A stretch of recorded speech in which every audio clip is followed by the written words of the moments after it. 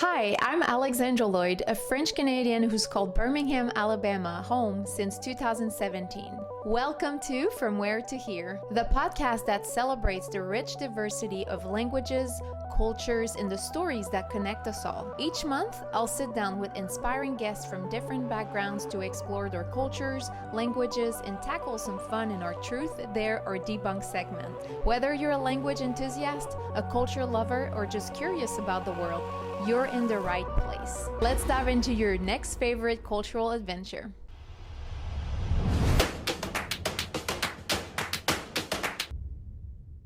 From Where to Here is independently produced by me, Alexandra Lloyd, crafted with curiosity, culture, and a little bit of coffee.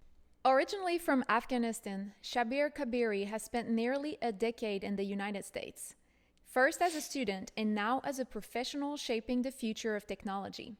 His journey began with undergraduate studies from 2012 to 2016, followed by graduate school from 2018 to 2020, before making the U.S. his permanent home in 2021. A proud graduate of West Point, the United States Military Academy, he now works as an electrical engineer at Anduril Industries, an American defense company. His story is one of resilience, cultural adaptation, and the pursuit of excellence in a global landscape. Shabir, thank you for being here to share your inspiring journey with us today. خوشحال هستم که شما اینجا هستید. Welcome. Thank you for having me and happy to be here. Wow, very impressive. How was the pronunciation? Oh, great. What did I say? Did you said understand? خوشحال هستم. Could you repeat it? خوشحال هستم که شما اینجا هستید. I'm happy that you're here. Yes. Very good. Oh. I like the way you pronounce the sounds because those are some tough sounds. The kha is not in English, so it's always tricky. Yes, that's what I found out. It is, I think there's a similar word in German and the J in Spanish. Yeah. I believe in another language as well. Very good, very good. So very excited to have this conversation with you today. Could you take us back to the beginning of your journey and share what it was like to transition to life in the US from Afghanistan? Yeah, so I grew up in Afghanistan, Kabul, the capital, and I moved to States in 2012 for college, went to West Point. It was a lot. Not only it was my first time leaving my country, coming to the States, a totally different culture, new place. But on top of that, West Point is tough. It has its own set of requirements. So I found myself not only dealing with the cultural transition, navigating my way in a new country with its new customs and traditions, but at the same time having to catch up with the military training requirements and other requirements at West Point. So it was pretty hectic and tough at the time, but I definitely learned a lot. It pushed me to, I think when you go to a new country, obviously you explore. But in my case, I had to do it like really fast. I had to catch up everything. All right, a little side story. So we learn English both in school, internationally, and also there are these private courses, tuition courses that you go and you learn English. So I had done those and I showed up confident that I speak English. And our training started. The very first training was a medical training, so important. And the instructor starts and describes the training, and I'm like, whoa, wait, I don't understand what he is saying, because this was my first time a native speaker was speaking English. All this time before, if I had heard a native speaker, they were teaching us English, so they were aware that we are not a native speaker. But this guy was just explaining. I found myself, all right, this is disaster. I cannot graduate West Point if this continues. I panicked. So yeah, that was how it unfolded for me. And obviously, cultural transition is a long journey, I would say. Sure. But that was the beginnings of it, how it unfolded.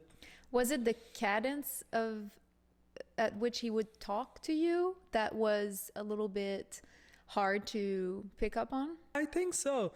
Both the cadence, both the style of delivery, I feel like language is this orchestra of so many minute details that come together, the hand gestures, the flow, the obviously the words itself, maybe some slangs are in there.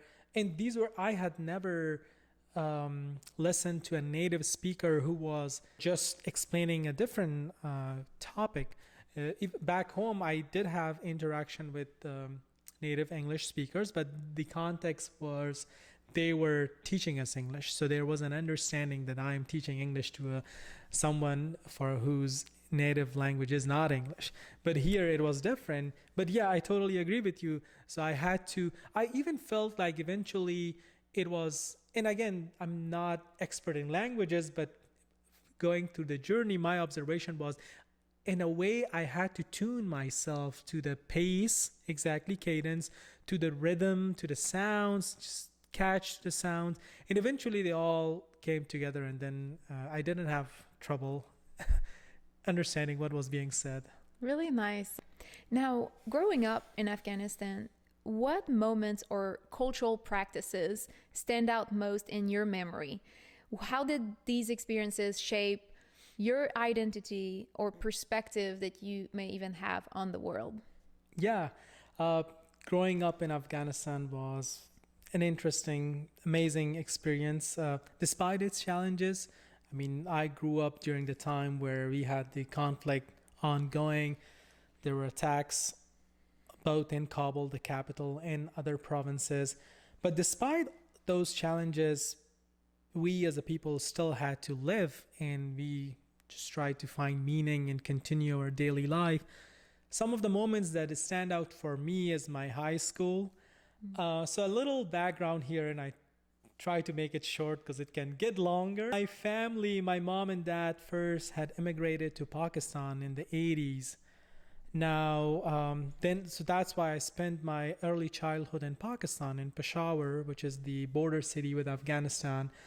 But then in 2001, and after, when the United States came to Afghanistan and then we got a new government, the Republic, we moved back to our country, Kabul. So for me, actually, I went through a cultural transition back then because it was very different coming back to my home country, but I had never lived there actually. We had visited during breaks, but that was about it. So I went to our public school, and our public schools back then, and I would say still is, we had huge classrooms, about 50 to 60 students in a class. Now that's a lot of students for a classroom. So this idea of like we all sat very close to each other. So that and again I think I want to tie it back to a theme, which is back then to family, relative, and closeness. Because the other aspect that stands out in my mind is being so close to your family and relatives in Afghanistan. In Afghanistan, we all live very close to where the families are from, or from where we originate. I don't know why is that. Well, I do have some theories, but in any case, all of my relatives, my cousins, distant cousins, uncles, aunts, their families, we all lived, I would say, within 45 to an hour distance from each other. So then growing up in that environment is overall very positive, and I think that has shaped myself too as being more family oriented, really believing in the power of community when as a support network. So yeah, those are some memories. Well, that's great. Yeah, it's definitely good to have a strong support system, and it seems like in your family, in your culture, that's something that is highly valued. Totally. Absolutely. And when you look back at this, has it changed how you live your life in any ways? From having these memories and this way of living, and now living in the United States, is there anything that either you hold strong to or that you completely pushed away in a sense? I think it plays a huge role, and I'm embracing it. I know in this United States is also a very diverse country within the country. like the Southern culture. So actually, when I came here, I noticed that the Southern culture of hospitality, families, and community really, that was something that I connected with. So I do embrace that part of my culture where family is huge, community is very huge, and it may be an inner feeling that you're not alone. It's not, you don't have to deal with everything that life throws at you by yourself. You can reach out to your siblings, your family. And for example, the time difference. From here to Afghanistan, it's 9 hours difference. So if I want to talk to my cousin or my friend, if I call now, it's middle of the night for them. I've noticed that has been a little challenge to connect with them. But again, whenever there are occasions, for example, during Eid celebration and during other celebrations that we have, we connect and make sure that we stay in touch. Can you share a memory of a local food or meal that was an important part of life in Afghanistan? Like, what do you remember about it? How it was grown, prepared, or shared in your community or in your large family? Yeah, okay. I may not be able to tell a specific dish, but there's I think I'm gonna be twisting this question if that's okay. Yeah, that's fine. Food is big in Afghanistan. We love food. We eat a lot. Big on meats, beef. The meats that we consume are beef, lamb, goat, chicken. So here's I think this will answer your question indirectly. Coming back to big families and relatives all living close to each other. And so my village wasn't that far from city where we lived, about 40 minutes drive. We would have these marriages, engagements, these events in the village, mostly in the village. Now here's how it would happen. You would have a lot of guests coming, usually 1,000 people. Now that's a lot of people to feed. Yes. So the way it would work, we had these large pots for cooking. So, all right, what is the menu on this traditional village wedding? You have rice. Village wedding. Yeah, That's I could call it that. So here's the difference, I would say. I'm terming it village wedding, but you could have the same setup in the city. But in recent years, there were two types you could go. You could either go to event facilities or like saloons, very nice, very beautiful, these amazing decorations and big chandeliers hanging from the roofs in Kabul. You could either go there, expensive, very expensive. So have your wedding there, then you don't need to worry about cooking the food, everything. You just pay the money. Okay. Or you could have it in your house. A lot of people would have the marriage in your house. So you would set the guests in your own house, in your neighbor's house. Pretty much the whole street would be hosting that event. Do you have like that long table going off from a house to another? No, actually, you would sort of like set people in, maybe you have a big living room or a big room, a hall. So you just like everyone. set people everywhere. And then if it was a village, you would have these tents. In the recent years, we would have these tents and on open land, and then you can send everyone on the one roof. That was actually a bit fun because everyone. Yeah. Anyway, Yeah. so now coming back to how do you feed people? So you have to cook big portions. And what are on the menu? Rice, beef.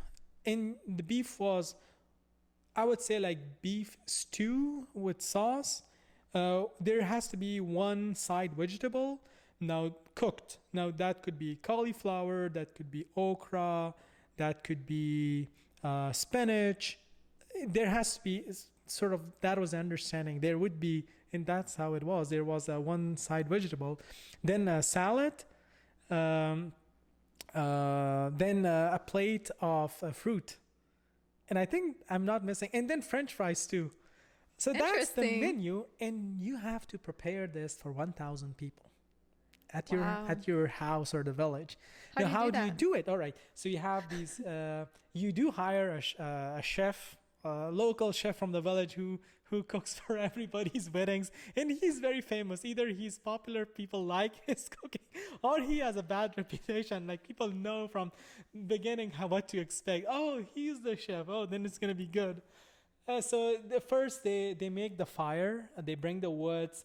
It's all, pretty much they make sort of like mini fireplaces. Couple they burn the wood, and then they put these huge pots on it. Then one pot is rice, then one is meat, one is for frying the French fries, and again the beauty of it is the whole people who work or just like your friends and your relatives. Everyone actually knows everyone each is other. like it's not like you're hiring someone besides the chef, and even you may know the chef too. It's probably a distant relative, But 'cause you're it's from paying the him. event. I guess.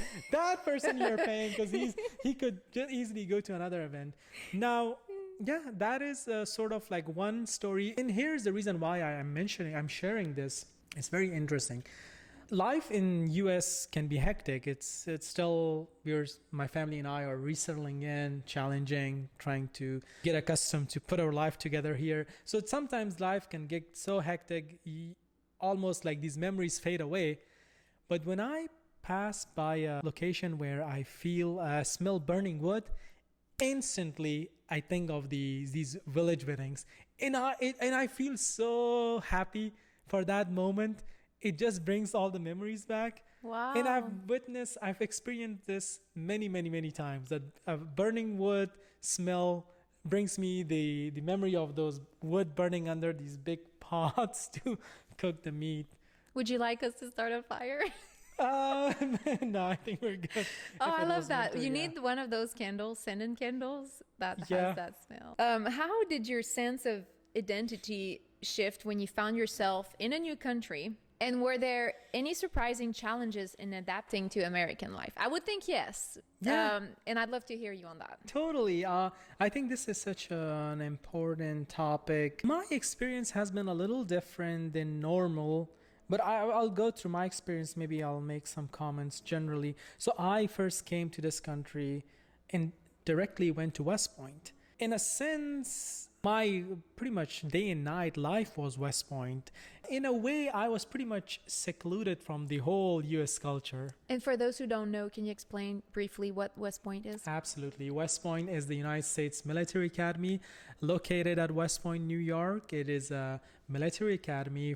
It is a 4 years college program, but with addition of military training and athletics training. And literally you live in that island, a beautiful island, but you live there. And as a and the students are called cadet. It's a term for the military student. As a cadets, we called it the gray prison. It's all a gray castle. It feels like a castle. It's all gray, beautiful, amazing.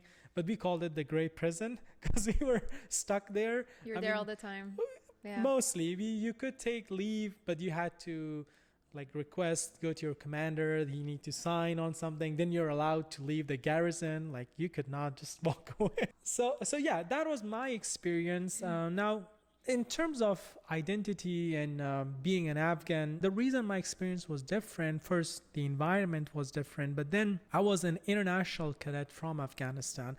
I had my country's flag on my shoulder every day when I went out. We had different uniforms. The days that we had the combat uniforms on, the flag goes on that uniform. But and also my name tag said Afghanistan. So in a way, I felt a weight of responsibility. Not negative, I would say. In overall, I think a positive thing, but may have been a little too much to handle. But so I found myself a representative of the country, and I made it my goal to talk to my friends and classmates about Afghanistan and tell them. And when you do that, I think now I'm coming back to your question. I always go in these long... No, this is great. This is great. I think now coming back to your question, as I was doing that, and I think when you do this as an international expat student or moving to a new country, then you say like, wait a second, I better go do my homework. I need to learn about this, maybe a story, maybe my history, so I could explain it well to others. So that was very interesting dynamic. I'm educating others, but I'm learning more. Had I had grown up in Afghanistan, I might not have thought about, all right, what does it mean to be an Afghan? What is our tradition and culture? But it's actually when you leave, then you think back, all right, what is it? Yeah, I think you even get more involved afterwards. Absolutely. I can see that, and that what you share resonate.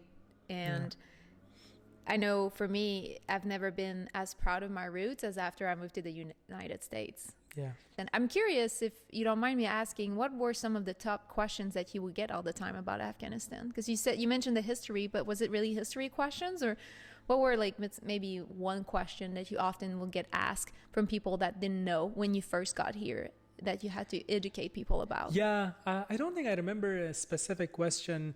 Given the time, we were all sort of like West Point cadets, just very busy in trying to survive West Point. I think mostly we would talk about the geography. That's a fun thing to talk about. Where is the country located? I think what happens is, unfortunately, the media only covers one side of a topic, or let's say in this country, Afghanistan, the media would only show you that there's only this violence happening, only one small segment or side of the society or country. I guess more of our discussions were around other things, like, no, there's actually, before the war, it was actually very prosperous. There's this rich tradition of the hospitality. I remember telling my classmates about Afghans are really hospitable people. Guest is perceived like, what is the term we would call it? Like, we would say, mehman dost khudas. Guest is the friend of God. Very much up there, like, oh, it is guest. Like, you gotta like put the red carpet and everything. Like, it's not you can't take it lightly. Like, I'm sorry, I didn't have a red carpet for you. No, that's fine. Actually, I could comment on that too. I was proud that we are hospitable, and we are in our way. But when I came to the US and I experienced the hospitality here, I said, wait a second, this is different, but people are really hospitable here too. Like how they invite you to their house. They literally treat you like a family member. That was very new for me, because we don't do that. We are very hospitable, but we treat you like royalty, but you are royalty. You're not a family member. So you don't get too close. Exactly. There are boundaries. There's formalities. They're like, everyone is very polite. The kids are in their best behavior. We have guests at our house, but here it's just like you're part of the family, and I loved it actually. Another thing about cultures are like, and that really helped me personally in my growth. I would always think to myself, what is the positive and negative? Like, what is positive and negative in my culture? What is positive and negative, for example, in this case, in the US culture? So in this case, I would say, I would side to the hospitality of the American way. Just like feel home and like, yes, the Southern hospitality too. Absolutely. I think what you shared bring another perspective that I'd like to hear you on. I think that the more you stay in your bubble of what you know, the more chances you will get up one day and find everything around you being the same. Like you kind of become in that sea of sameness. But I think there's a misconception that immigrants should blend in at all costs and adopt everything from the new culture. What's your take on how immigrants should preserve their roots while also integrating into that new country? Yeah, I am a believer in diversity, and I think differences makes us strong, bringing in different ideas. I think in everything, the balance is the aim that we need to strive for. So in this particular case for immigrants, obviously the answer is not like either this way or either forgetting your roots and embracing everything your new host country or home country has, your future home country, or not being open to new experiences and sort of like restrict yourself to your old habits and traditions. In my mind, they're both wrong. You have to strive for the balance. And the balance would be you're coming to a new country, you are celebrating everything what this new country offers to you. I mean, then what was the point in moving in here? This will become very subjective. For me, for example, I am an Afghan from Afghanistan. Then I'm here in the United States aspiring to become a US citizen someday. And I have my younger siblings who have been in the country for 10 years, but they are here new. So it'll be good to test my theories on them. But here's how I would go about thinking about it. Learning about the US history is very important. Although a short history, but I think it's a very rich, very interesting, a very dynamic history. So it needs to be celebrated. It has its dark spots, dark times, but even those are lessons. You need to read them, especially Birmingham, Alabama, Sure. sitting a very historic place here too. So that is one. I wouldn't say you have to find yourself forced to, for example, because some of these celebrations may have religious background. So those ones maybe for people like my family who come from a very conservative country may not be open right now to that level of change. But then Thanksgiving, that has a historic background that could be celebrated. So I would say history, some of these major celebrations that are just part of the American culture. And then a big part of that would be being engaged in community, making friends from a diverse pool of background of people, but certainly in this case with Americans, people from all the races who have lived here for generations. So that's one side. Now, at the same time, it is very important and imperative to not forget your culture, your roots and traditions. Mm-hmm. Because I think if you do, that'll be loss both for you and for this country. Because you're not bringing that versatility of idea and that richness and traditions here. Again, I am a believer that differences, diversity makes something rich. So it has to be celebrated both ways. And now you celebrate what America offers. And I believe America needs to celebrate your tradition in that regard. Yeah, absolutely.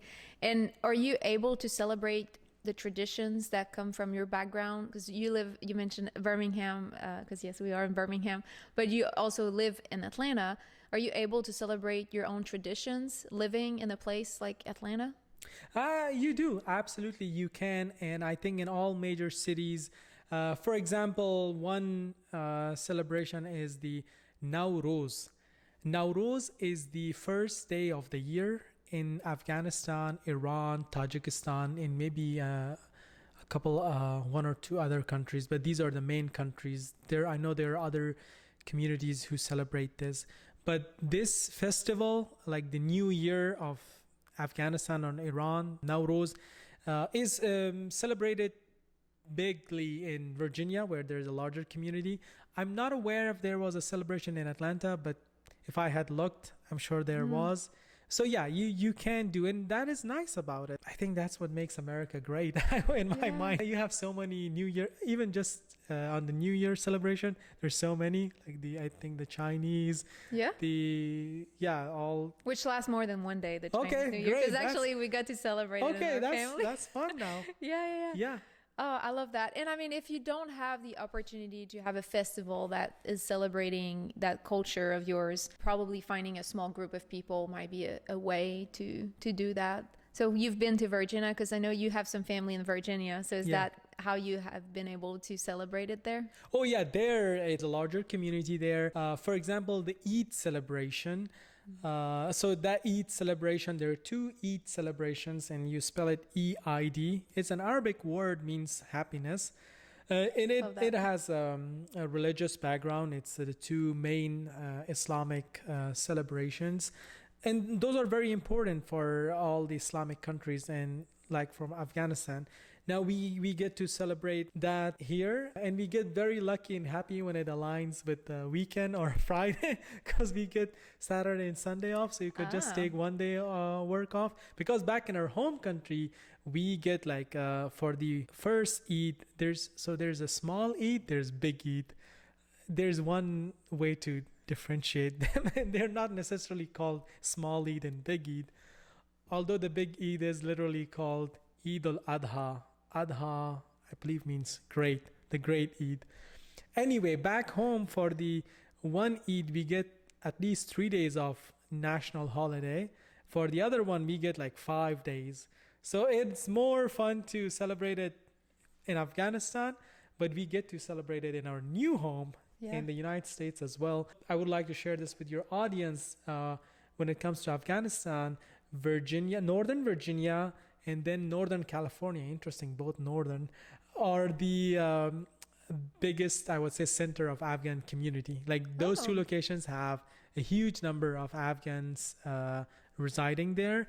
Then I know in Houston, Texas, there's a fairly large Afghans, and then they're spread out in everywhere. I'm sure there are families in Birmingham and Atlanta and everywhere. Oh, very cool. And please educate us, me included, on the Eids. When does that happen, or why is it so important? Yeah, totally. The first Eid happens, and it's also called Eid Ramadan. Ramadan is the 1 month of fasting. So that Eid happens right after it. Makes sense. You're fasting for the whole month. It's really tough, and you did it. Now it's time to celebrate. And what's very fascinating about it, and even I think that this small aspect gives you tons of joy, because for the last month you haven't had breakfast. You had forgot how does it feel to eat and drink during the day, because you cut off eating, drinking from the sunrise, even like from the first from the dawn. It's not even sunrise, the dawn, the first light in the sky, it's cut off. You cannot eat or drink until the sunset, the last light in the sky. So after a month, when you have breakfast, you're like, yeah. You don't eat anything. There's no breakfast, there's no lunch, there's no dinner. It's just from sunrise or dawn to sunset, which depending on season could be 10 hours, could be 9 hours, let's say 12 hours.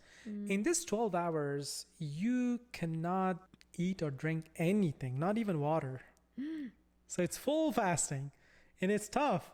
So then in Eid, that is the first day that after doing this for a month, you eat. Even better than that, it's celebration. So you go to families' houses, and everyone has the dry fruit, the desserts, and everything. So not only you can eat, but you eat the best things. Good and it's food. it's just a celebration on that regard too. Then it's also tradition to wear new clothes if you can afford. Like it's literally, you're required as a tradition. I don't think there's a religious law about it, but if you can afford, you have to buy new clothes. So it is literally a new pair of clothes you put on. So that also gives you a feeling. New clothes, then seeing family and friends and eating. So Wow, so what a great time. Yeah. As far as the clothing, what does it look like? Does it fall within certain standards? Does it vary by gender? No, you can buy whatever you want. Before, men would usually get the traditional men's clothes, and the women would buy their beautiful clothes. But now in the cities, as in most the young generation, they buy jeans. Whatever is comfortable to you. Yeah, like the today's fashion clothes. So it just has to be new clothes. Nice. Why don't we do a little truth, dare, or debunk? Sure. So for each round, you'll choose either a truth where you share a surprising cultural fact, a dare, teaching us a phrase in your native language, which by the way is Dari. Or a debunk, where you clarify a common stereotype about your culture, which we all have a lot of stereotypes, whatever culture we come from. There's always something that people assume is true and is not. So which one would you like to start with? Yeah, I will. As an engineer, I'm very logical, sometimes too logical. I will do it in order that you have it there. Truth, dare, debunk. Okay, so let's truth, dare, debunk. What's a surprising cultural fact that's actually true about Afghanistan? Today's episode is brought to you by Birmingham Breadworks. They've been serving up amazing sourdough bread, European-style pastries, pizza, soup, sandwiches, all made from scratch since 2014. Everything they make is fresh, no preservatives, no additives, just simple, clean ingredients. Their cafe is the perfect cozy spot with natural lighting, warm wooden tones, and art from local students and photographers. It's perfect to grab a coffee or something delicious to eat. Plus, they're big on sustainability as a gold level member of the EAT, Earth Aware team. Stop by Birmingham Breadworks and taste the difference of fresh local food. Yeah. There are many things. If you're someone who may have got an opportunity to learn about Afghanistan or had a friend or read, I think there's good chance that you would come to learn about poem and poetry in Afghanistan, in the Afghan culture. And the reason I'm picking it for the truth, that it is really central in our culture. Sadly, not as much today as it used to, but I'm just grateful that we have that history, that tradition. Let me expand to that a little bit. There's a lot to cover, but I think if I could summarize it, like this is again, like I'm thinking of like a couple centuries ago, maybe 500 years ago, 600 years ago, you usually have two types of poets. One would be this poet who is devoted to the poem, to the art, just for the sake of coming up with original poems that in every verse there's a depth, wealth of meaning. They were like, they didn't care about fame or money. They would be almost like they did this for its meditation, you could say. And even, are you familiar? Have you heard Sufism? No. So in Sufism, you could say, I would encourage people interested to look at it. How do you spell it? Sufi? Sufi, Sufi. I think it is a small branch of Islam, or at least a tradition of Islam, but it's very popular. And the idea is that you are this person who has let go of the worldly things. You live for the divine, you live for the spirituality, you live for the meaning. So this one category of poet, and again, I have to say, this history that I'm talking right now, explaining, this belongs both to Afghanistan and Iran. I'm sure other countries in our region as well, but most of these poets that I grew up learning about them were either from Afghanistan or Iran. Now, one were either these saint type people, very devoted, and the other were the poets of the palaces of the kings. Ooh. They would come up with smart and charming poets to make the king happy. So they were literally they were the official poet of the king. They were titles, like they would be sitting at the palace, like when there were guests they would come up, or when there were battles they would sing for the battles. I'm sure there's equivalent in the Western Europe about it in all the historically, maybe it's something. So given that, poem and poetry has been a huge part of us Afghans. In our school curriculum, there's a language. For example, in the US, you would have an English language, or any other country, you have your native language as a part of a subject. In our case, the Dari subject, we had poems, like 80% or 90% of the book was poems. And these are all amazing poems. I was not good at them. Initially, I was good with numbers and things. Found poems very challenging. Some of my friends would get the meaning right away, and I'm like, I would be lost. Like, what is the? Okay, so you had to interpret them.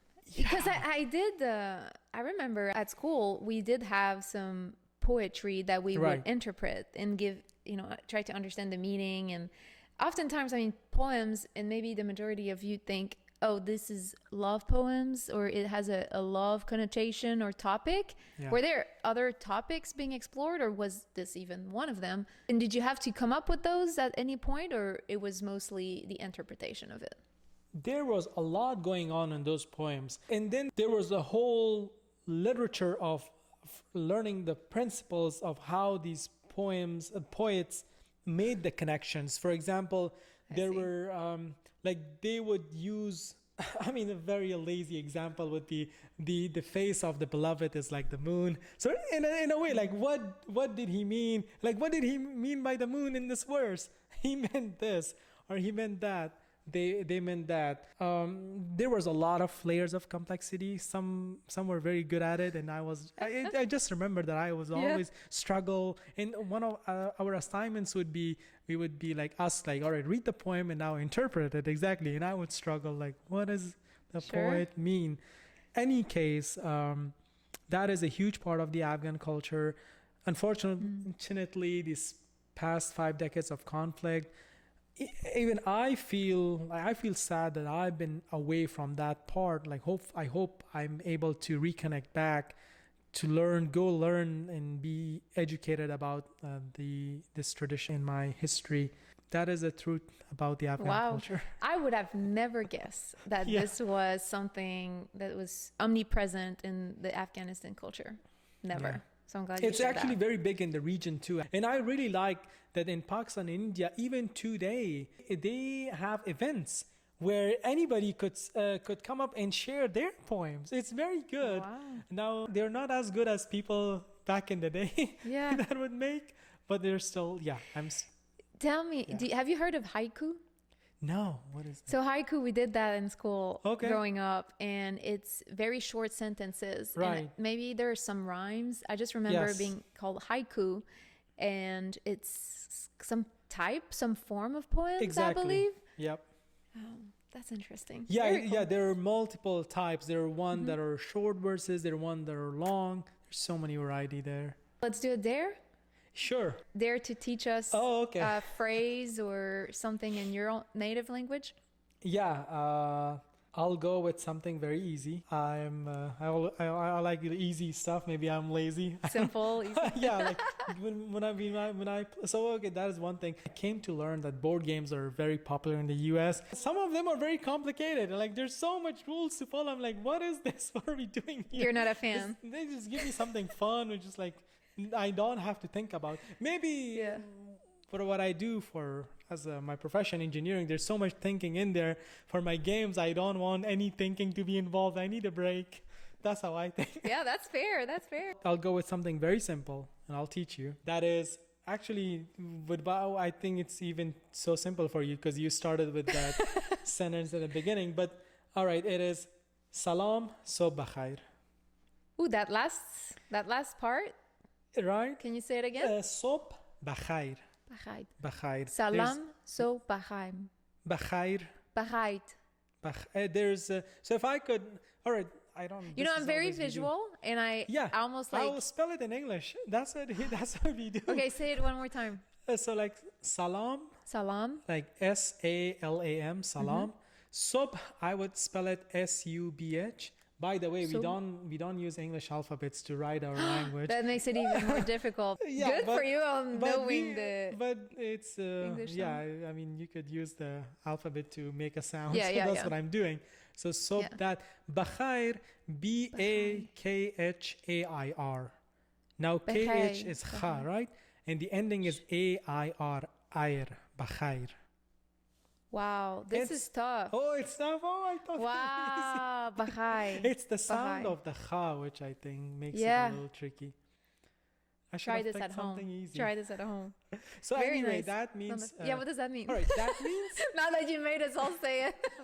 salam is Arabic. It's actually part of a longer greeting, which is Assalamu alaikum wa rahmatullahi wa barakat. That's Arabic. Now we have. That sounds nice. See, we have made people's life easier. We have Yeah. made it salam. Say salam.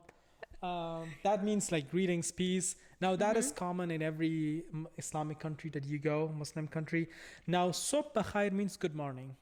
Sobh is morning, and bakhair, it translates to good. Technically, it translates to like I wish you a good, sort of. But anyway, that's what it means. Yeah. Nice. Round 3. What's a common stereotype that you hear that you'd like to debunk for us today? Yeah, again, a lot to pick, but what I will pick, something that sadly media, just I guess the nature of it, that's how it portrays that maybe that is the only thing.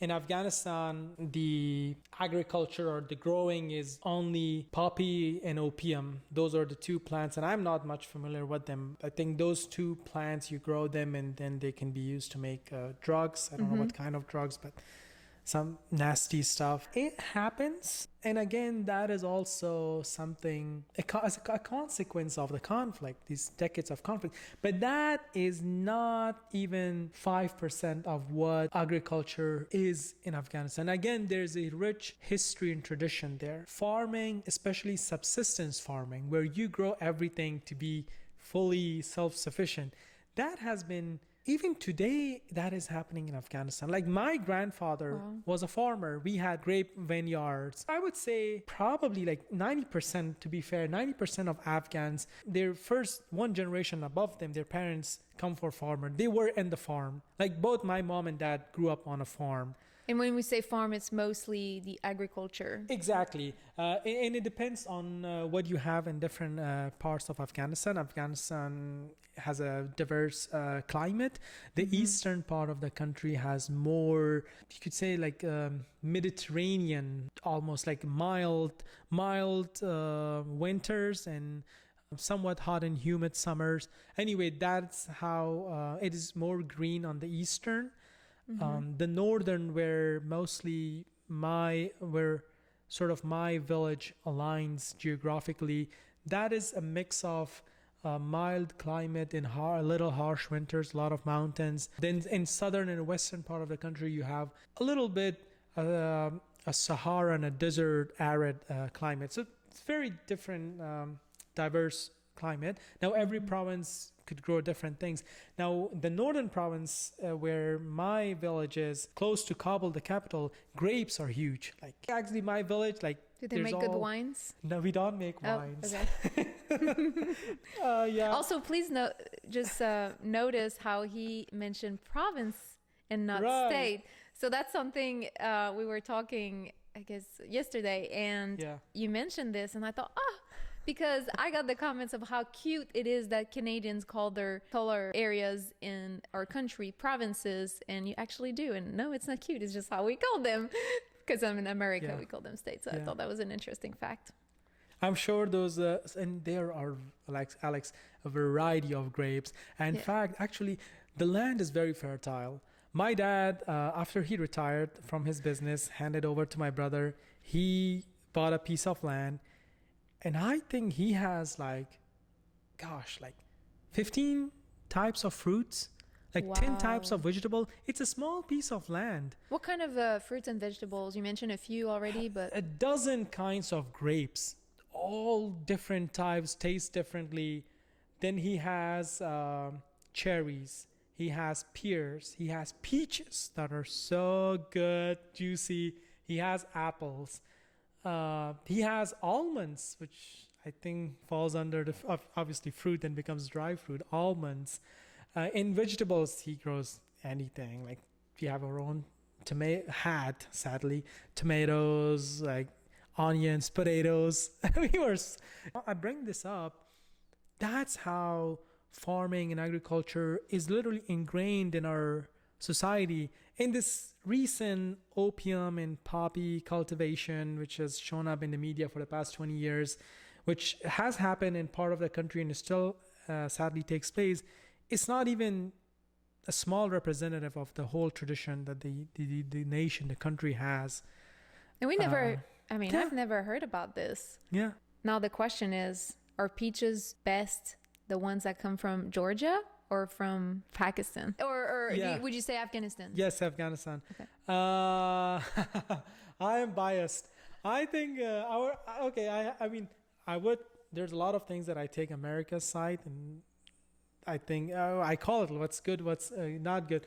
Fruit, when it comes to fruits, I think we are at just another level. I don't know why, but why? It's really good. Actually, Afghanistan's geography is really interesting. We don't have a lot of land that could be cultivated, that you could grow plants. It's a lot of mountains.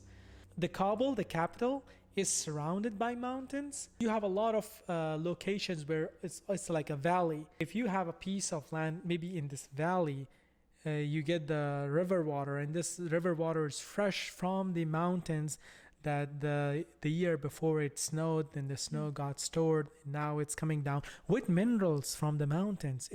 Those minerals are, I think, very rich.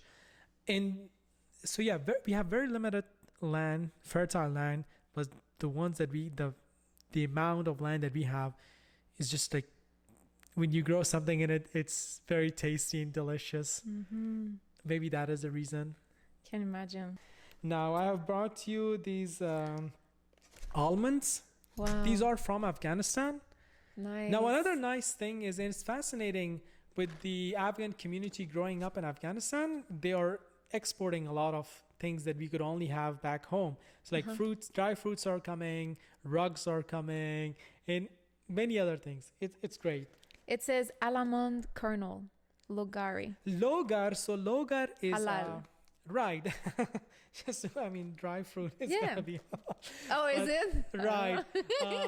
I guess it's That's marketing right there. They're Right, like, but some hey. people may. I mean, I know it comes from Afghanistan, so Yes. but some people, Thank some you. other may not know.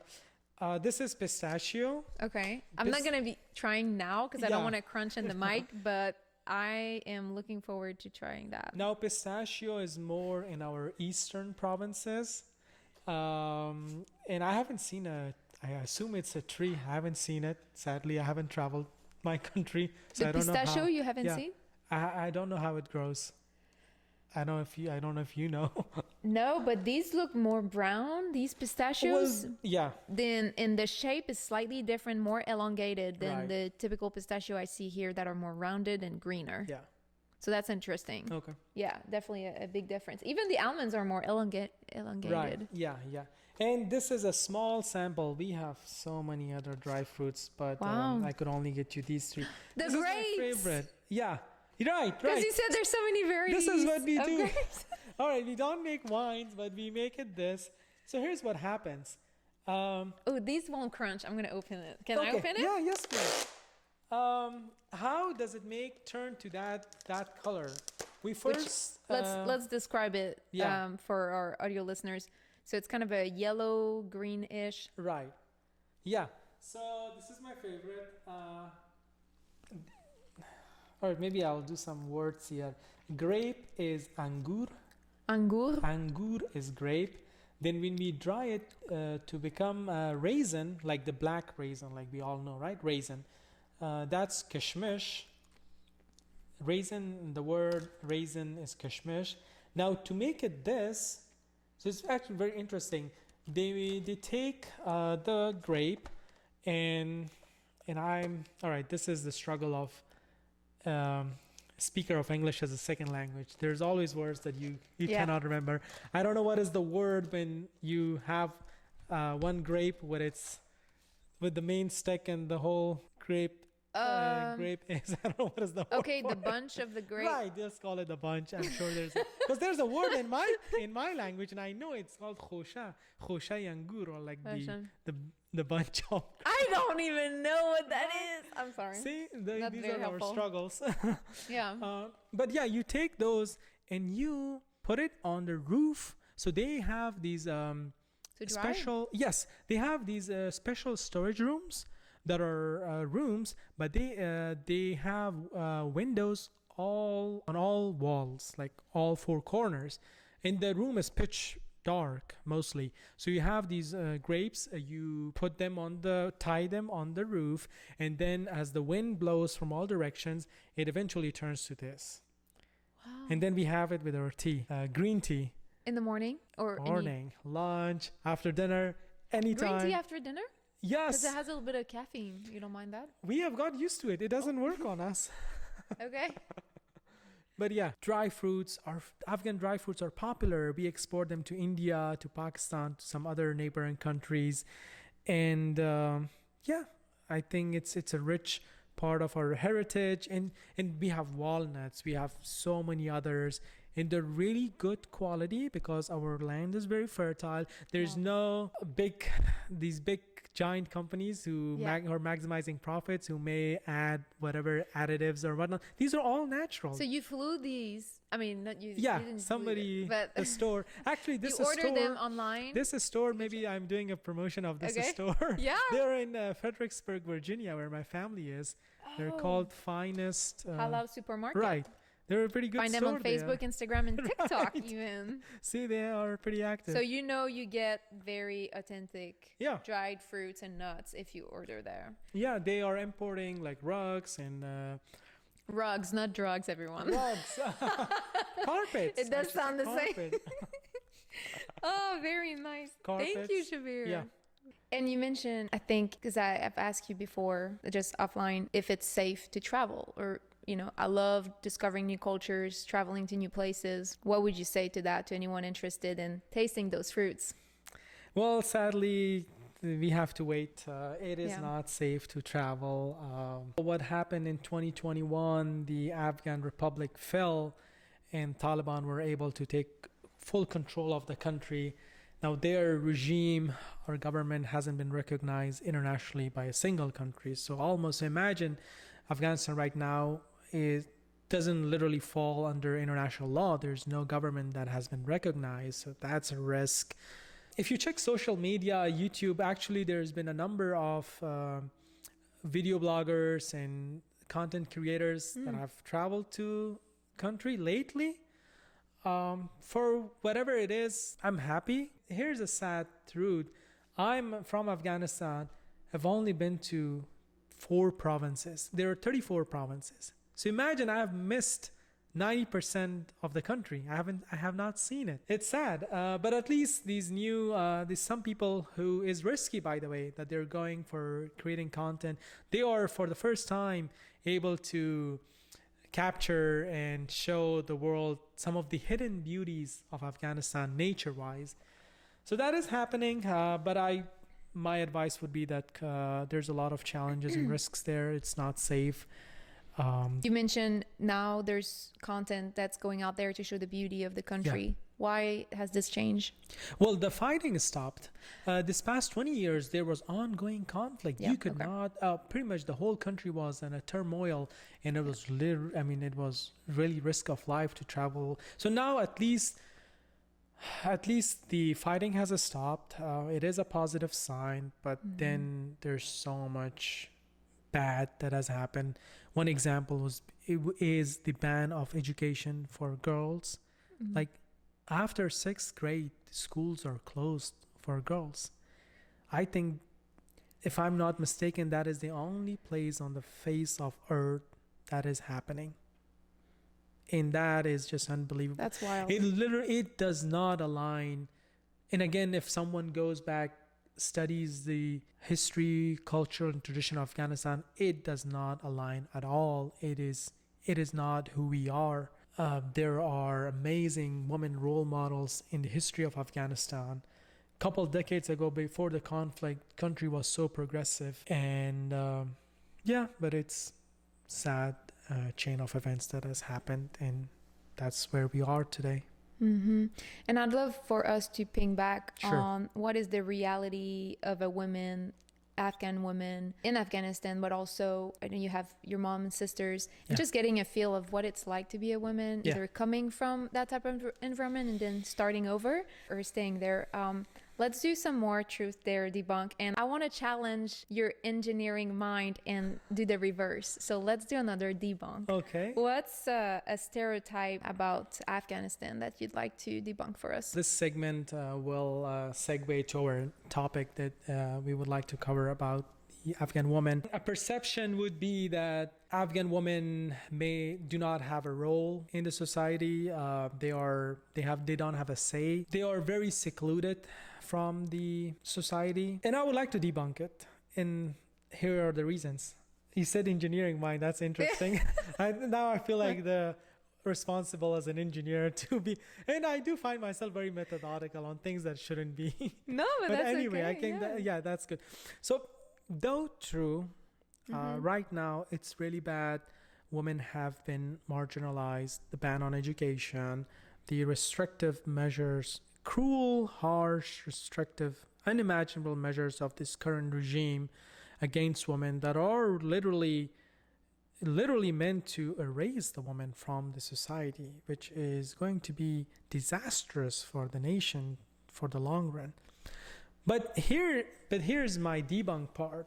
Okay. Even though with all those harsh and limitations and restrictions against Afghan women are brave, courageous, resilient, and downright warrior and fighters.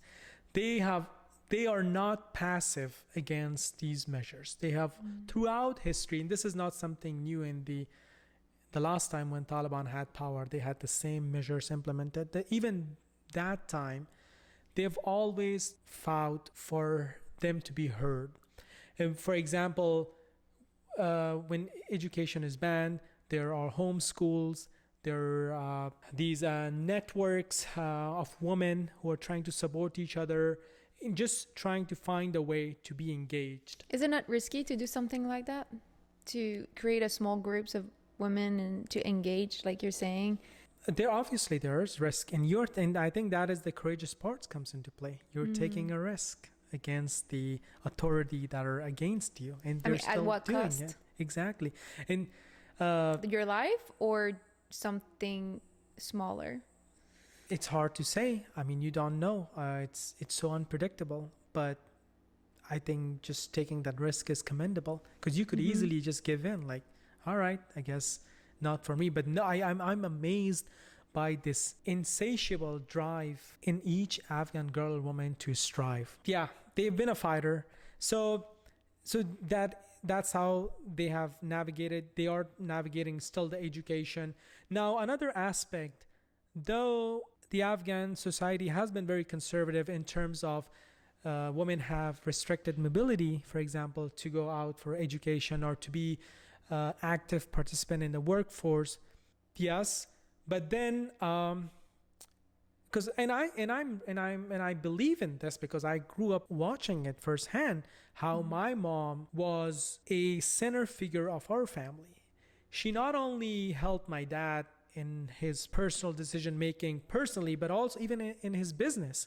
Like, and I would imagine that's how most of the women in Afghanistan are. They are the bedrock, the center pillar of the family. And in most cases, although outwardly they have very restrictions in the society, but at least inside the house, they have, I would say, earned their respect. They are an equal partner to their husband. They are sharing the struggle with their husband. In cases, Afghan women have set up the craft work or making rugs or other handcrafts at home to support their family.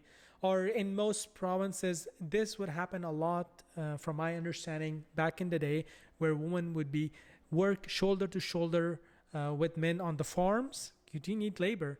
And I believe it happens today too. So that will be my debunk, because from media, just looking at only angle that women are locked up, at least in this case, there's a lot of truth there. The situation is really bad, especially now. But I think what most people cannot know without growing up there's so much nuance there, right? There's so much. I hope I was able to convey that. I don't know. I think you just opened a Pandora box. That's all I find myself. But it's good. But Okay. I have so many questions. Well, honestly, for now, I think the diaspora may have a opportunity. So one thing, all right, I think this will be very important. I'm glad I just thought about it to share with the audience. United States went to Afghanistan in 2001 and got out in 2021. So that's like 20 years.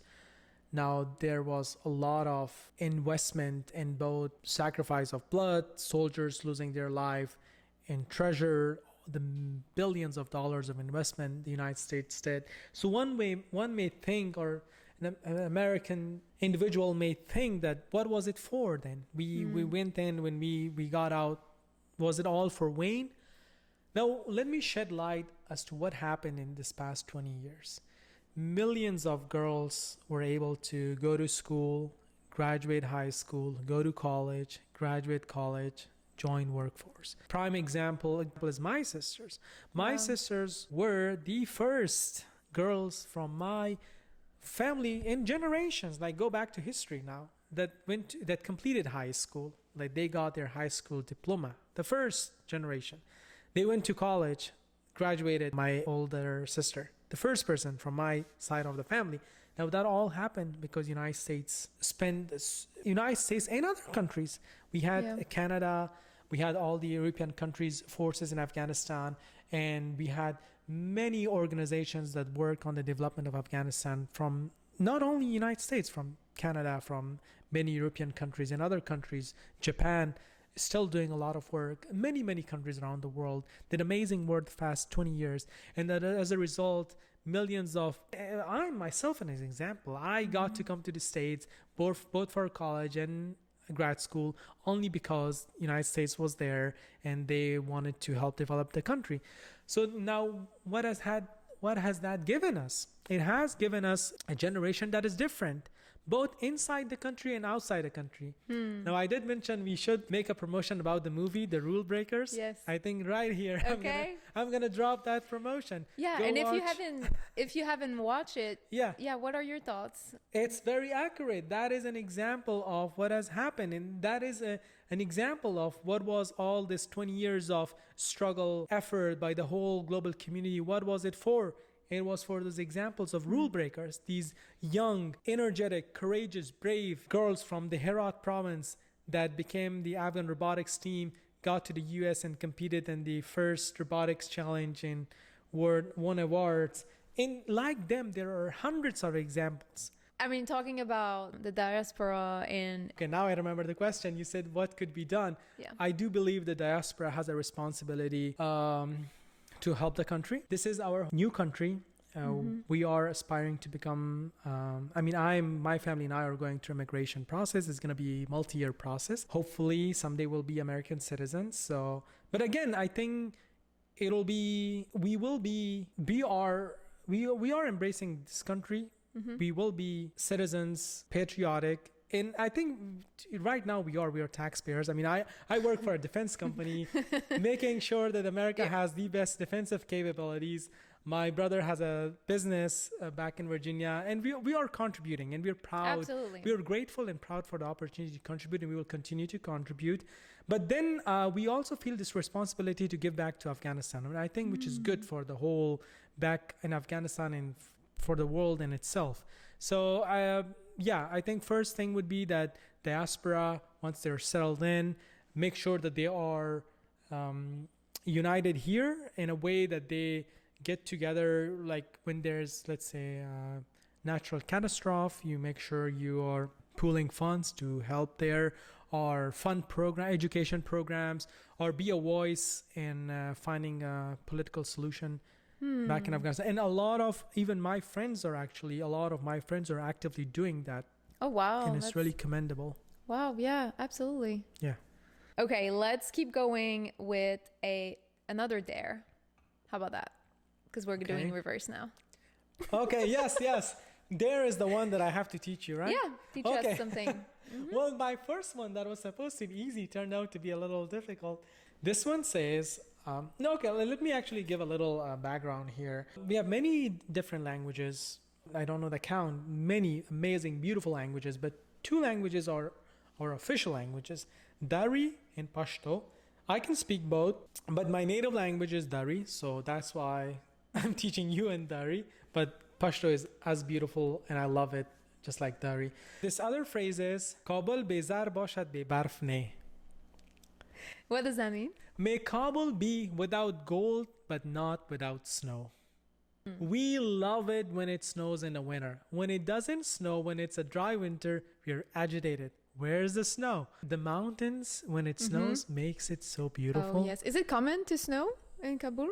Oh, yeah, it's very common. We do get very good snow in Kabul. Okay. Yeah, Kabul gets pretty good snow.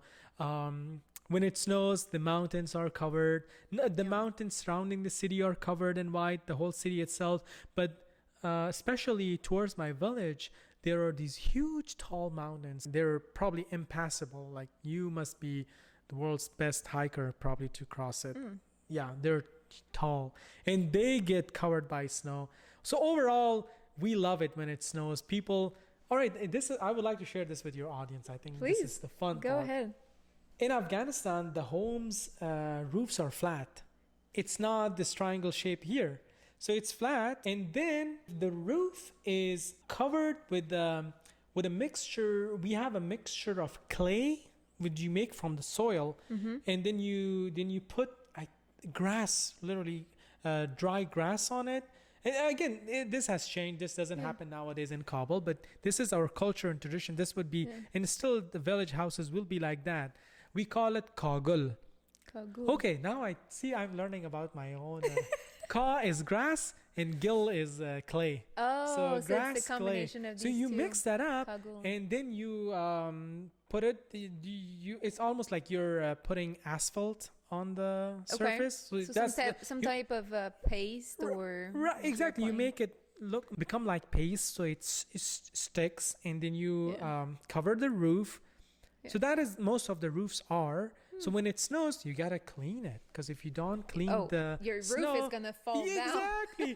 Then you have the dripping everywhere. So when it snows, I remember, and this is something I experienced, and I'm so grateful that I experienced this. It snows, we're happy, and we wake up. Schools are usually off mostly. We put on, my mom makes the best breakfast, eggs and everything. We have our breakfast, our tea, green tea, and then we put on our warm shoes, boots, and take the shovels and go upstairs and clean.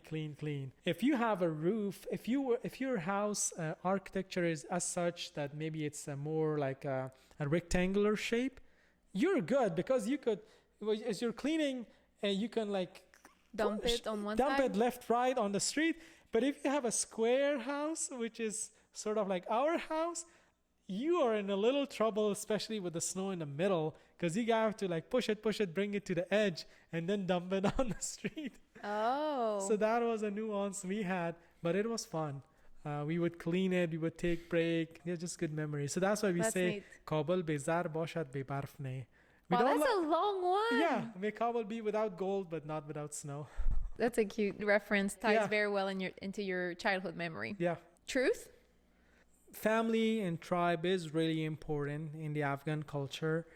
Again, I mentioned earlier that everyone lives pretty close to each other. That proximity in itself, maybe you're not maybe that happy about it too, because you can imagine that, I would say it's fun to be very close, but at the same time, it can be too much. You cannot miss those events. All right, what is your excuse if you're living 30 minutes away? That is a Why very did you good not show point. up? So you have to attend each one of these. So that is in there. Yeah, and given so many of your family living each other, every weekend there's something happening. I bet. There's an engagement, there's a wedding, there's some other event, there's a birthday every weekend. So when is it going to be your weekend? So how many siblings and how many cousins do you have? Okay. I have 5 younger siblings. So I have, from my dad's side, let's do my dad's side first. He has 4 brothers. One of my uncle passed away, and 5 sisters. So 4 uncles, 5 aunts from my dad's side. And from my mom's side, 5 uncles and 3 aunts. And then each one, on average, have 5 kids. So now multiply. And this is just my close family. In a way, they are my immediate family, sort of. And then we have other relatives that are like second tier, third tier. It's fun. It's great. Overall, it's great. The support network is amazing. While this is very true, I would like to make a comment here, but maybe this is, this will more have like a more historic touch of it. Afghanistan never had, I would argue, a nationalism. And what do I mean by that? And we really need that. I think every country needs, we all Afghans are very proud of ourselves, proud of Afghanistan, especially when we leave the country. I found that we get along very well when we're outside. When we're in the country, Afghanistan, with everything else that is rich and diverse, the tribes are also rich. We have multiple ethnicities, and sometimes historically there has been conflict within ethnicities or animosity. I would hope as an Afghan to be more, I would say, more openness to other ethnicities and to other tribes in our country. And I could make another argument here, though, as to why it hasn't happened. Afghanistan never had a industrial revolution, I would say. And that was I was so big on the agriculture thing. It's still very traditional agriculture. And if you're doing agriculture, you're most likely in that region, right? It's only when a country becomes industrial that you move around. It hasn't modernized itself. Exactly. We don't have the infrastructure yet.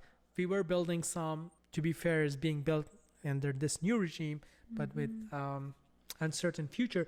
Yeah, we never had those good highways. We never had a train track throughout history. Had we had those, I believe, had we had those infrastructure and modernization, the people would have traveled, dispersed to different provinces, and that would have helped with more nationalism, I would say. But with that not happening, it's still more like this one ethnicity in one tribe, and everyone is a little bit in their own, you could say, bubble per se. So yeah, that is a comment there. Yeah, and I hope there will be more of, as much as I praise the good things about my country, my heritage, I'm as much very strong about where there has to be criticism. That is one area I think we need a lot of improvement, where we need to get along with each other well. Whether we speak different languages, we belong to different ethnicities, we got to figure out a way to get along with each other. That's how we can save our country. I'd like to get a better understanding of the culture and also living in an Afghan community, more specifically as a woman, and just understanding how it's like. And I mean, I think men play a role even as being an ally. You have sisters. I believe you have been an ally in your sister's life and continue to be. But tell us, in what ways do you think cultural expectations shape the opportunities and limitations Afghan women face? And have you seen these expectations evolve over time? Yeah, that's a good question. I'd like to talk about limitations first. There are limitations that the nature of conservatism, the nature of traditional Afghan society puts on women. One prime example would be restricted mobility. I mean, women do not have the freedom that men enjoy to go out, explore, go to different provinces, places, which instantly ties to workforce. If you don't have mobility, maybe your work location is farther from home, so that limits your opportunities to work. So those are some limitations that the society has put on Afghan women. At the same time, unfortunately, where the events that has happened in the country since 2021, it is so, I would say the gravity of situation is so intense that, to be fair, sometimes we have even lost what it means to be optimistic in what were the opportunities that are offered, because it's beyond imagination that, as we mentioned earlier, that schools are banned against sixth grade. You literally struggle to comprehend it. Like, how is that even possible? Anyway. So that's your take on it now? Right. And I want to comment there that there were opportunities before that. Obviously, when we go very back, there were more opportunities before the decades of conflict started in Afghanistan. But in this past 20 years, a lot of families, like my family, we wanted my sisters to go out and study.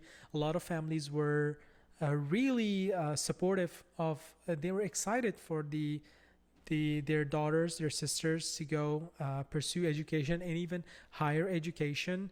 I know the last government, the Republic, had a official policy stance to promote diversity of allowing women to be on the workforce, not only in the civilian sectors of the government, but even in the military. So that was my next question. Okay, exactly. Like what industries? Or... Right. That was so great to see. But sadly, it was evolving. Your question was, how did you see it evolve? I absolutely saw it evolve from nothing in those past 20 years to a very good thing, a good level. But then sadly, it's like your curve goes and then just like drops, which happened when the Afghan Republic fell in 2021. Interesting. What about other areas of someone's life, like whether it's in terms of maybe clothing, or you talk about the work, which also like getting around in a car, you might be limited. Any other areas that stands out? Yeah, no, that is a very, very good and fair question. Again, given how much as an outsider you are so limited with what you know about the country. So there's a lot to cover here, but traditionally in authentic Afghan culture, being a Islamic country, the clothing has been that you have modest clothing, but you can have your you should have your hairs covered. So you're wearing a scarf, but you could have your face visible. There wouldn't be a veil over your face. That is the authentic Afghan culture, what I know of, what I understand from my tradition. And then but your clothing is modest. So you're covered from head to toe except the face. Right. Okay. And again, it's not very but it's religious, right? It's what I'm trying to get at is that it could be any clothing. I will share some pictures and you can share to the audience. The traditional Afghan dress, which is colorful, which has all these decorations, designs, that really represents us. And that is a nice dress, has a scarf. And you find even today it is actually it's a tradition that we try to maintain, that in the weddings and ceremonies you have multiple, not like men just one suit. The ladies have multiple clothes. You have all your nice and fancy, and then you have the very traditional ones too, and you change to that outfit as well. So that represents us more as opposed to this very strict clothing, like black, maybe right? One color. That is very, there's a lot to unravel there, but that isn't really what truly aligns with this heritage of the country called Afghanistan. Coming back to evolving in this past 20 years, which I experienced, I saw there were less restrictions on the severity of adhering to, let's say, a clothing standard. In Kabul, you could see Afghan girls are beautiful. In Kabul, you could see the girls wearing beautiful clothes. It would still be very common to wear the scarf, but it wasn't like fully covered. You just like have it, and they're like, almost like not fully. You could say like fully modern clothing, but pretty close there. So it was evolving, but then in 2021 just like stopped. Now today there's too much restriction, a lot of restriction, and we don't know where it's heading now. And what about the diaspora? For the diaspora, what does that mean in terms of, for example, clothing or other even limitations that you might think of? Yeah, that is such a good question, I have to say, because Alex, as you do these episodes and you talk to other people from different countries, and I'm sure you will find this a unifying theme, especially for countries like Afghanistan. I'm part of a mentorship program where I'm mentoring a couple young Afghan students to pursue their higher education, and I'm mentoring this talented, courageous, hardworking young lady. And I was asking her, and this is very common to many Afghan families, that two of her siblings live in the States, one sibling lives in Europe, and the underlying reality is sadness. We had to leave our country, and finding a better home and more opportunities. But today, Afghans are everywhere around the globe. In Canada too, there's a big community of Afghans in Canada, in the States, in Europe, in many other countries. So it is such an important question to now think like how, because no matter what you do, you will have your connection to the term diaspora. You will remain a diaspora. It's just natural how it happens. So now the question is how it's going to evolve. What will be the country's identity? Like, how would I feel? How would my siblings feel? And how would our offsprings feel? So it's really, my answer would be that it's really dynamic. Even I could only speak to Afghan diaspora who are in the States. You could see a pretty diversity. Like, some people are very traditional. They want to keep it very to their roots. Some people tend more towards modernity, if you could say. They want to not follow traditional norms or cultures. Yeah. So you could see that range, which is beautiful to see. Like, thankfully, this country, you're not forced to. You have more freedom in a way. I mean, you don't have as much standards on how you should. Not, you have the freedom to do whatever you want. So now, given when you have freedom, then it'll be interesting to see how it unfolds. Tell me, are there particular moments or individuals in your life who have reshaped your understanding of gender roles within Afghan society? Yeah, I mean, I could make a comment here about history. There are amazing role models in Afghan history. And you will know about them. There are many schools named on these for Afghan women in or hospitals or facilities. What comes to my mind is like one school is called Rabia Balkhi, a prominent figure. There's a hospital very famous in Kabul called Malalai Zezantun, about a prominent Afghan woman. I studied for a year in a school called Lycée Mariam. Lycée is a French word. Oh, lycée? Lycée is I would for say high lycée. school. Yeah, lycée. Oh, high Isn't school? it? Yeah. I thought. Lycée. What does lycée mean? Lycée. Oh, lycée. Yes, it's Something to do French with from France. school? We don't use that word as much in Canada, like in Right. Quebec. But lycée, yes, it is an actual French word, le lycée, which is high Yeah. school. Yeah. Yeah, so You got it.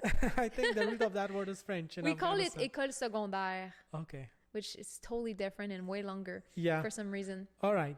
That school that I studied for a year, because one thing your audience may not know, that we don't have co-education in our high schools in Afghanistan, even forever. Boys and girls can only be on the same school till 6th grade. No way. No, not even till 6th grade. I didn't know that. The classes are separate. Like you have a boys' classroom and girls' classroom. You could have boys' classroom and girls' classroom in the same school until 6th grade.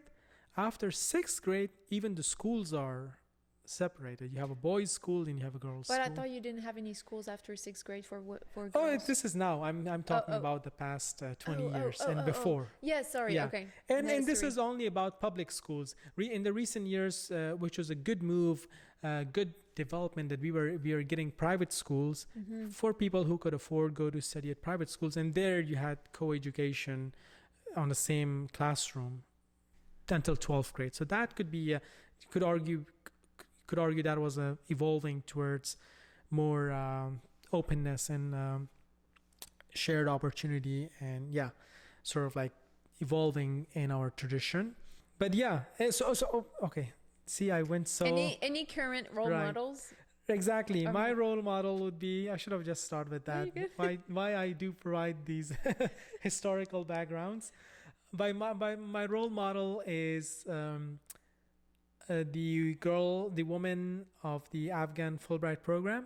I went through the Afghan Fulbright program. In our cohort, we called it. There were amazing, talented fellow students who were female, and I was just amazed by each one had an amazing story how they got there. I mean, we all sort of struggle as a teenager youth in Afghanistan, but it's even harder for women. So for them to be standing shoulder to shoulder with us on that scholarship program, it was remarkable to just be in their presence, where I count each one of them a brave and courageous individual. Yeah. Now let's switch gears slightly. What makes a Taliban a Taliban? And I've learned that you can only say it singular, not plural. I didn't know about that. Because we use that term a lot. So actually the word Talib literally means student. The word itself is not, But what qualifies a person to be a Taliban? All right, let's cover some history. Okay. My Afghan friends will be mad at me. I'm not good at history, but hey, I'm giving it a try. Early 70s or 60s. Anyway, we had kingdoms. Our last king was, let's say, 65. Then one of the family members of the king, his cousin actually, had a coup. So the king was toppled, and he established the republic, the Afghan Republic, for the first time. He was actually very progressive. He wanted the country to be on this accelerated path towards progress and development.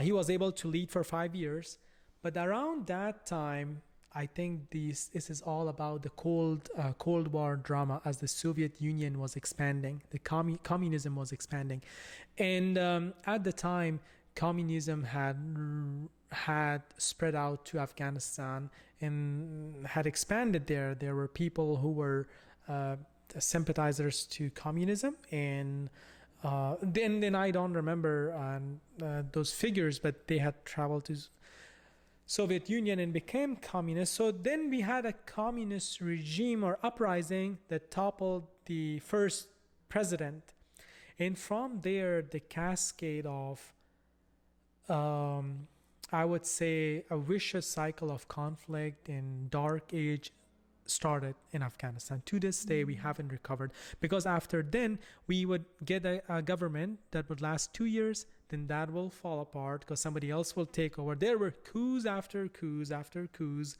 and eventually in 1991 there was one president, Dr. Najib. He became very famous because he was very patriotic. I mean, he also belonged to the Communist Party of Afghanistan. So now at this time, Afghanistan being a conservative Islamic country, a lot of people stood up and fought the communism. They saw communism as a risk towards their identity and religion. But that president, Dr. Najib, he became president at the time. Now, this is all history. We are deep in the history now. 1991, 1991, 92, I was born. And I don't know, was it 1991 or 92 when the Soviet Union fell apart? Around that time. Right, around that time. So when that happened, now the government in Afghanistan was in a way an ally of the Soviet Union, but Soviet Union fell apart. Gosh, with what happening in Ukraine today, it's now we can thinking back, it was such a monumental event that happened then, and I guess the repercussions are still played out on the global scale with what's happening in Ukraine and Russia today. But when that happened, so the Dr. Najib's government was left without support, and still it tried to really try hard to make negotiate. Now the other side was called Mujahideen. Mujahideen translates to a freedom fighter in Islamic countries or in Islam, and the idea is that you stand up and fight to preserve the religion. If there's I guess the equivalent would be crusaders. Okay. I don't know. I'm not sure. Okay, me neither. Sure. I have to be careful. I don't want it's okay. to make. But I'm just thinking. But that is the idea, right? They need to protect religion against communism. Now, so then they were able to take over Afghanistan, and this was 1992 when I was born. Sadly, when that happened, there was a civil war erupted in Afghanistan, a very bad civil war. Kabul got destroyed, like really got destroyed. Literally. Were you there at that time? In Kabul? No, my family had moved. I was in Pakistan. Okay. My family had moved. The city became a rubble. Like literally nothing was standing. But then now that happened. Their government lasted till 1995, 96. Given there was a civil war, there was a vacuum of power. Now Taliban rose from the Kandahar province, where Kandahar and Helmand, where Ben was deployed. Okay. Ben is my brother-in-law. Alex's who served in the military. Right. Now from there, the Taliban movement rose, and they were able to swiftly take over most of the country, not all of the country, during their first time. So yeah, a very long answer to your question, but they are a political movement, but very violent, and then there's a lot of darkness there that there's. Would you say it all fall within the actions they take that makes them also in addition to the political government, or it's limited to their ideology?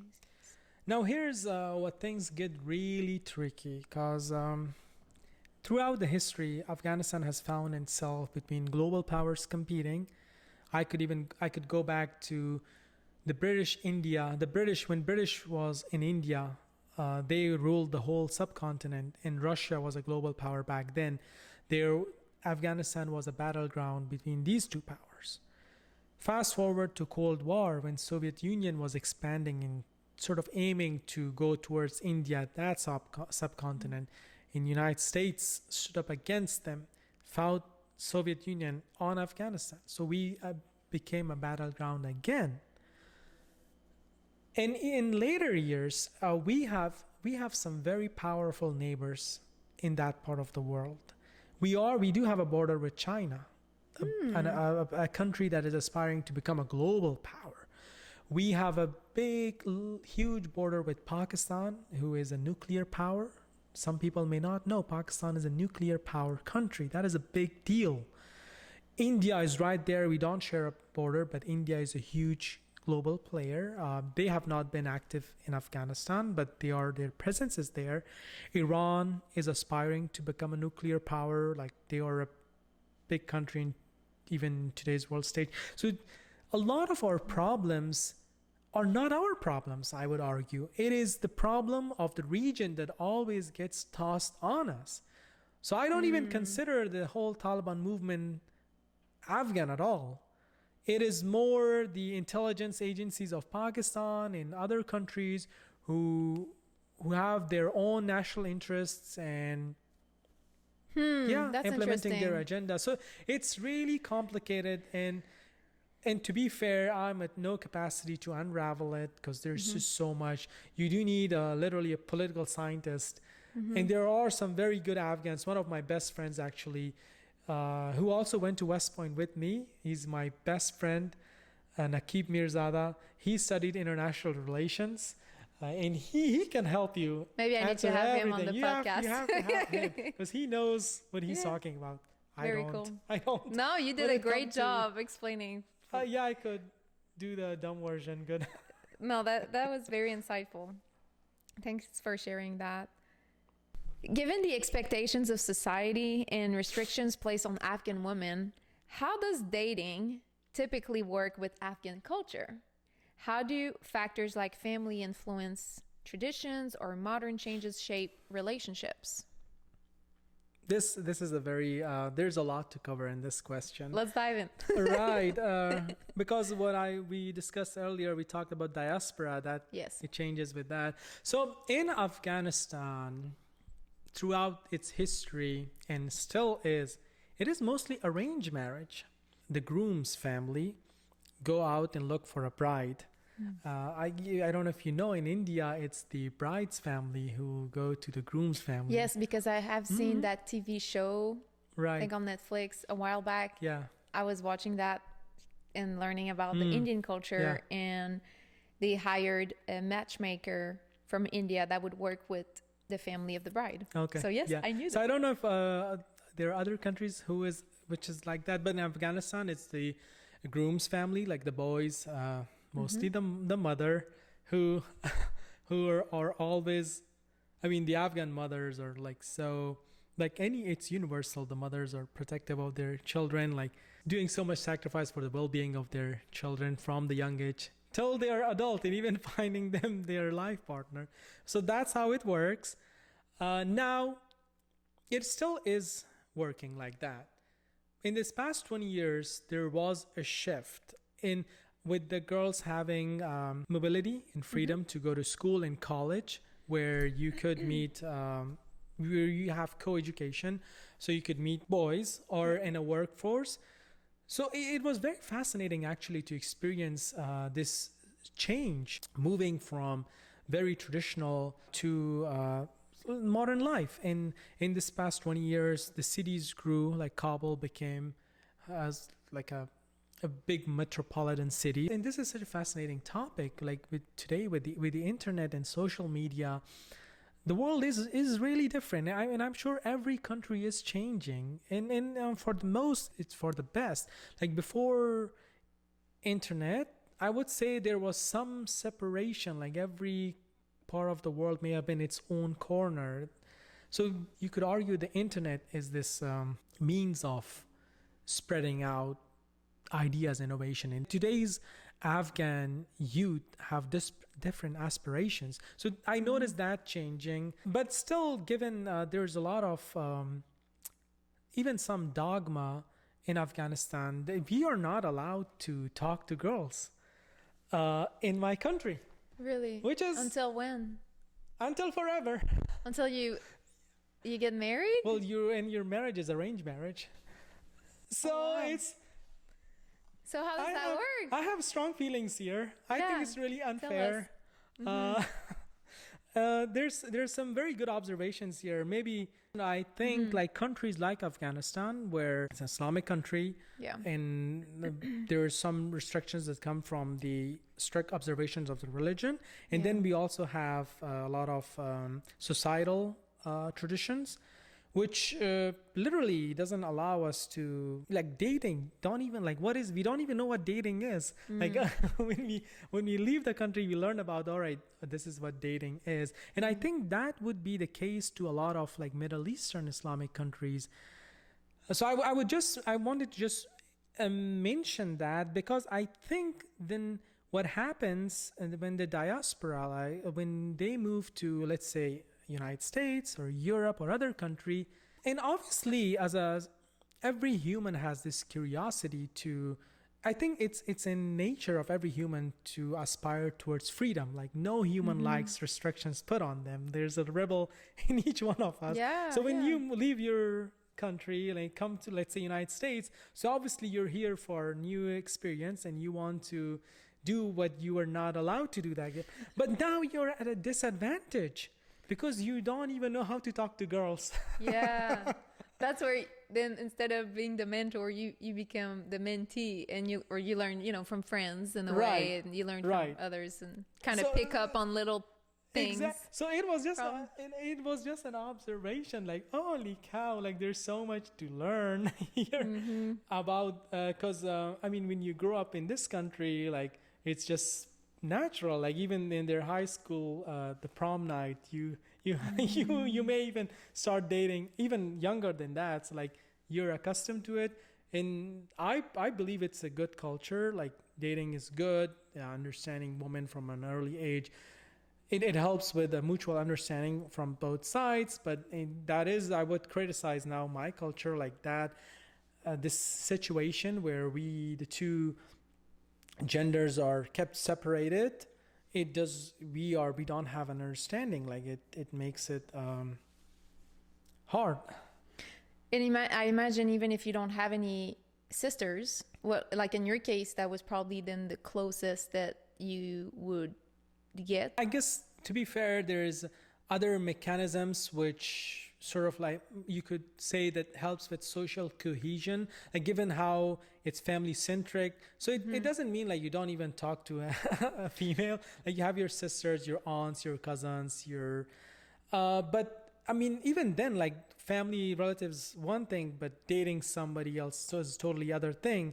It's just you have never done it, and when you come to another country, you have the opportunity to do it.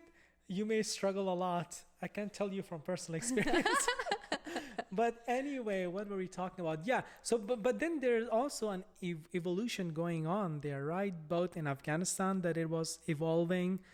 Sadly, it has stopped right now with this current situation, and hope there's a solution and we get back on a path towards growing, towards essentially having more freedom, not being restricted. But then it'll be fascinating to witness the Afghan diaspora as they're living, leading their new lives in this country.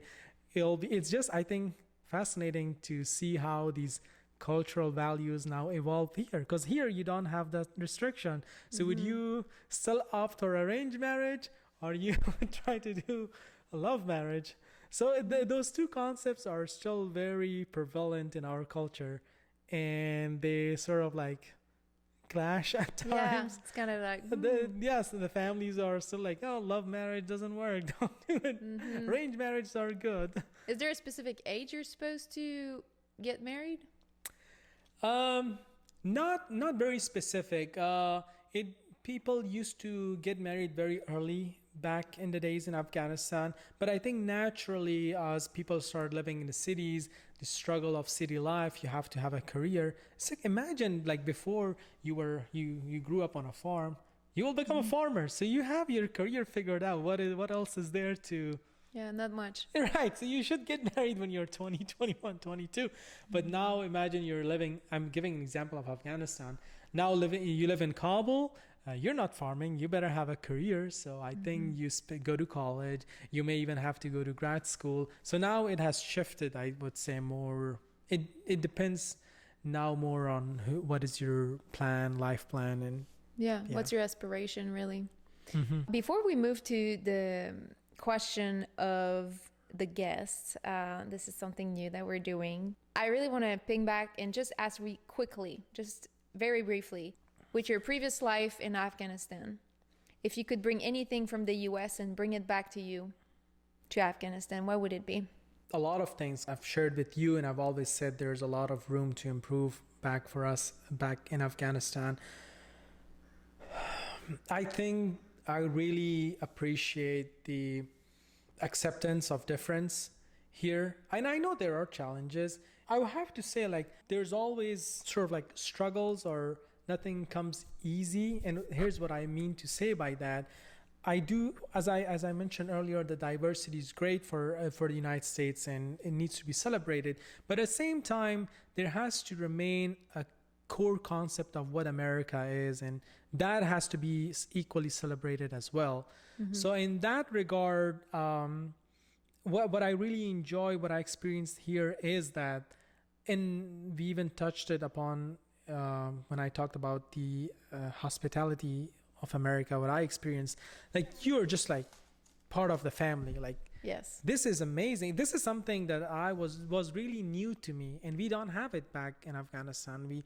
Although we are from the same country, like, even there, the differences of being on a different tribe or even different village sometimes have become an obstacle for us. But whereas here, you're totally from different race, background, color, language, yet still people establish relations, right? They're willing to exactly to have you over for dinner. Right. So like that And hospitality is something that you'd like to bring with you sure, and incorporate sure. more. Yeah. And it's very tricky though. And again, these are the societal, I guess, concepts are very tricky. There's so many, like, these small layers, complexities. Maybe it could be labeled as like this openness to change, openness to diversity. We don't have it as much as we should. That would help us to be more accepting of each other. Don't focus on our differences, rather emphasize on our similarities, and we have a ton of them. We share the same land, same tradition, culture, religion, yet we focus on some differences, and that has stopped us to get along well throughout the history in the country. Now it's time for From Here to You, Okay. where we answer your questions. So today's question for our guests comes from Zachary. He's asking, having faced some of life's biggest problems, what has it taught you about tackling the smaller ones? Very good question. Wow, that is a very good question indeed. That questions addresses a lot. There are large problems in life. There's small problems. I think problem is a problem. It requires hard work. You have to solve it. There's a challenge and struggle in it. But I would say, like, when you have tackled large, big problems in life, it absolutely makes you resilient. You are definitely better equipped to tackle those small problems. And here's, I think, why. It's not that suddenly you're very good at problem solving and the small problems are just too easy to solve. No, I would say there are still problems. There's still needs hard work. You have to solve it, whatever that problem is. But now at least, and it's not at least, but the good thing is now you have a very larger your scope, the horizon of your scope, your perspective. You have a big perspective that when you have gone through some issues in life. So for example, maybe we'll take a little turn here, sort of like in 2021 when my family and I evacuated from Afghanistan to permanently move to the United States. We had to go through an unimaginable struggle, like when the whole country fell apart, there was utter chaos.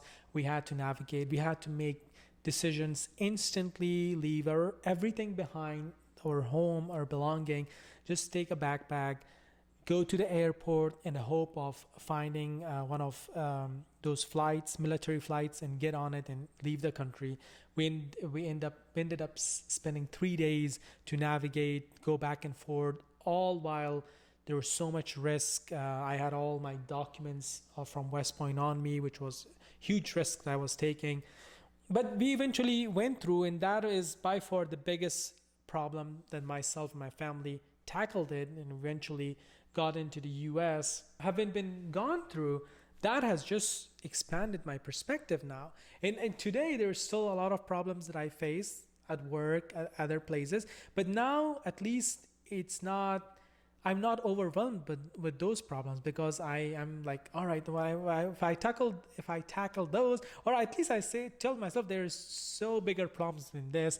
I'm not gonna worry about it too much. Yes, it does needs my attention, my effort. I still gonna put my effort to solve it, but it's not gonna wear me down at all, because you have gone through a couple larger things, and this is just like, it's fine. It's not. The world is not ending. It can wait, or it'll be okay.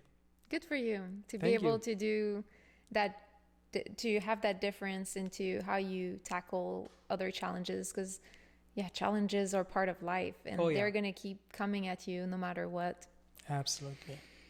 Thank you, Zachary, for your question. Great question. Yes. As we wrap up, what message would you like to leave our listeners with about embracing cultural differences and connecting with others across borders? Obviously, there are lots of messages to share, but given the context of our discussion, I have sort of like a twofold message. One for people like myself who could be immigrant, who could be expat, who could be international student from another country came to the US, and that's one. And then my second message will be for Americans from any race, people who have lived here for generations and are Americans. So my message to the first group, people like myself, would be, while we have to find ourselves here, like I don't think it is helpful that I try, and that's what you mentioned too. Like, should you totally embrace here?